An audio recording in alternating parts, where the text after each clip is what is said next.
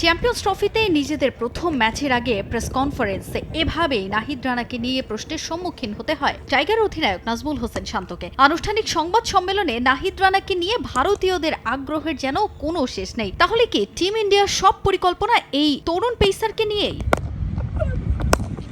আইসিসির কোনো টুর্নামেন্টের আগে প্রতিপক্ষ দলের পরিকল্পনা এর আগে সাকিব আল হাসানকে ঘিরে থাকলেও বদলেছে দৃশ্যপট। এখন সে জায়গাটা দখল করেছেন নাহিদ রানা। হবে নাই বা কেন? টাইগারদের পেস বিপ্লবের এই সময়ে সবচেয়ে আলোচিত নাম জেতার চোট ব্যবস্থাপনা, খেলার ধরন সহ নানা ধরনের প্রশ্নে এটা একেবারেই স্পষ্ট যে ভারতীয়দের পরিকল্পনার অনেকখানি জুড়েই আছেন এই তরুণ তুর্কি। প্রথমবারের মতো আইসিসির কোনো টুর্নামেন্টে অংশগ্রহণ করাটা চ্যালেঞ্জিং হলেও তাকে নিয়ে নির্ভর ক্যাপ্টেন শান্ত।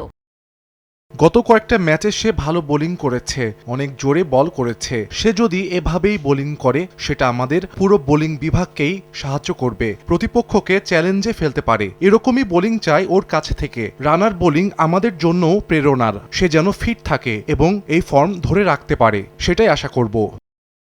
মেগা ইভেন্টে টাইগারদের প্রথম ম্যাচটা আসরের ফেভারিট দলের বিপক্ষে হওয়ায় চ্যালেঞ্জটা অনেক বেশি। ভারতের বিপক্ষে মাঠে নামার আগে তাই পরিকল্পনায় কোনো রকম ঘাটতি রাখা যাবে না তা মানছেন অধিনায়ক। ভারতের ওয়ার্ল্ড ক্লাস পেস ইউনিটের প্রশংসা বিশ্বজুড়ে থাকলেও চ্যাম্পিয়ন্স ট্রফির স্কোয়াডে এবার স্পিনারদের আধিক্য।